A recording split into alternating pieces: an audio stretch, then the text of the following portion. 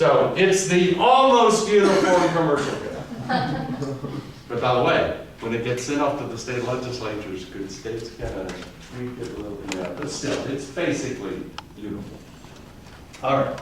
So since the rules that are applicable to common law contracts can be different than the rules applicable to contracts involving the sale of goods, would it be important to know the relative domain of both? Would it be useful to know which law you're applying? Yes. Well, common law applies to all non-sales of goods. UCC Article 2 applies to all sales of goods.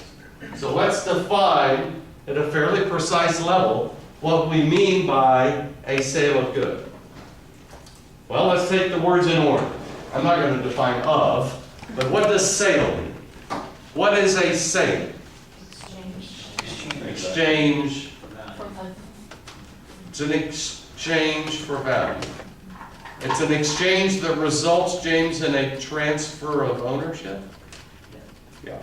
So it's the transfer of ownership for a price is the definition of a sale. Two things have to happen. A transfer of ownership,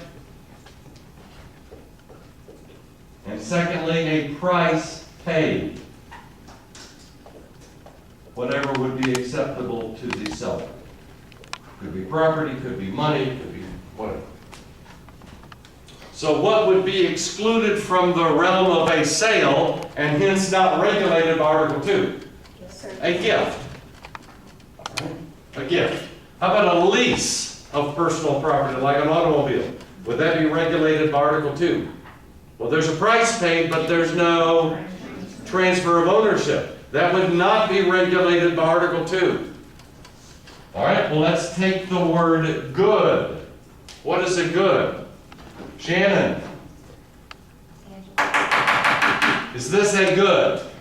All right, what makes it a good? Number one, it's tangible, and number two, Rashid? Thanks, what are you doing with this? It's tangible, and by virtue of my being able to throw it to you, we know I can physically touch it. it's movable. It's movable. Tangible, movable are the two elements of a good. So therefore, what would not be regulated by the UCC by virtue of it not being either tangible or movable? Real estate is tangible but not practically movable. That's a lot of wheelbarrows of dirt. No, not practically movable. Services would not be a good, so therefore a sale of a service would be regulated by the common law. Common law. So by the way, could you have a professor who's, Samantha, so mean-spirited that literally the outcome of the case depends upon your correctly deciding which law you're for? Yeah, yeah, exactly. That's what makes it so much fun. All right. So any question about the two sources of contract law? All right.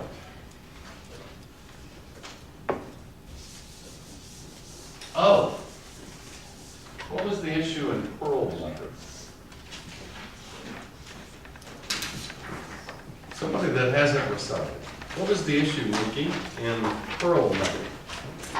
That's a good case to pick. I know you could have done a much more complex case, but it's you know it's one that actually you can read and kind of figure out what it's talking about.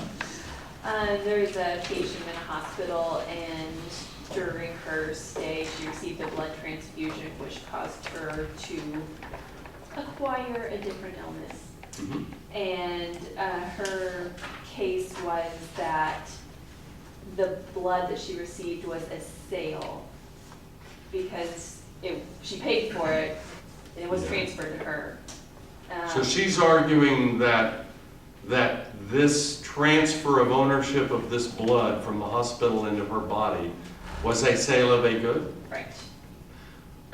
Why would she want to make that argument? So that she could be covered under this Article 2.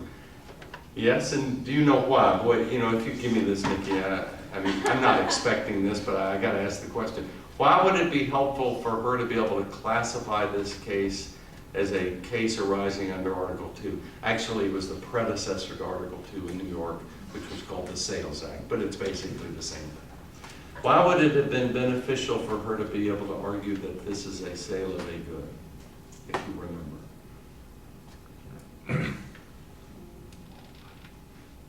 Well, by the way, would an alternative have been just to sue the hospital for negligence?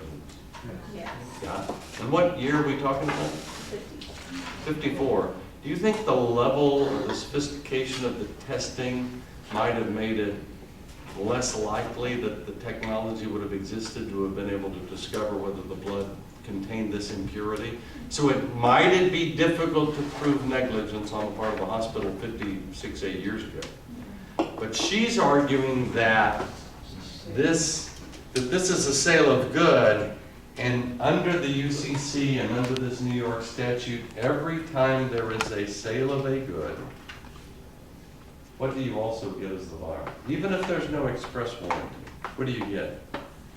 In every sale of good, there is an implied warranty of merchantability that doesn't require the seller to do or say anything.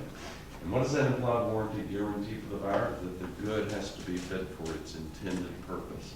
So it was basically, by arguing it as a contract case, it was much easier for her to prove liability because she may not have been able to prove a lack of reasonable care under negligence.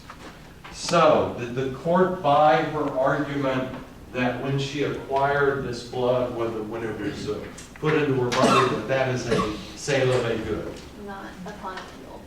Well, now, isn't blood both tangible and movable? They considered it to be part of the services that she was getting at the hospital. Right. But by the way, is it tangible and movable? Was there a sale? Did she pay for She it? did, $60. $60. That sounds like a bargain by the way. I know. So on what basis did the court conclude that it was not a sale of a good? But it was part of the services. Okay. So in other words, her hospital bill was like 106 individual mini little contracts, or was it one It's contract? one contract.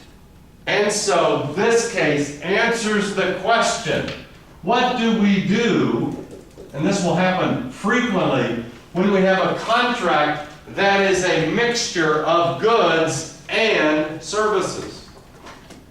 I mean, I would think that would be true for the majority of contracts. Even the new car that I bought a year ago also has with it a sale of a service. It's called a 4-year warranty. You hire somebody to do some repairs around the house, there's goods associated with it, there's service associated with it. So how do we answer the question of which law applies, Nikki, when we have a mixture of both goods and services? They cited a couple of different cases, and it Okay? seemed to be, what was the overall purpose? Okay. What are you getting overall? Okay. So how about this? Which is the predominant part of the transaction? That is it dominantly a sale of a service with the goods being incidental? Would that be descriptive of your agreement with the hospital? Yes. Yeah, the Band-Aids and the blood, that's merely incidental to what is in reality dominantly a sale of a service. On the other hand, my Jeep Grand Cherokee, dominantly a sale of a good. The goods or services are just incidental to that. So if you should have a professor that would construct a case, could I get a case that's even like right in the middle? Yeah, what would you do then? Argue both sides, and maybe even say, after you argue it and analyze it, maybe say, well, look, we can't figure out the answer, but if it's this, then here's the outcome, but if it goes the other way, yeah, that's what you're going to have to do. So we look to see which is the predominant aspect of the agreement. Mainly goods, incidental services, mainly service, incidental goods. All right, well, I think I have some good news, not relating to Cowboys. Well, it kind of related to Cowboys for those who That's see worth it. touchdown. Who did? Cowboys. 7-3 Cowboys. Hey, all right. It's a full-service videographer. All right, we're finished for tonight. I had intended to get beyond the case involving the old couple in California. That will be our first case next week. By the way, I will tell you that there's probably no more important case during the semester that we'll talk about. So, Rashid, if you want to shoot me an email about the source of your misunderstanding, feel free to do so. And then just read the cases that follow for next week. And the Monday Nighters, thank you for being willing to watch the uploaded video. All right, y'all, take care.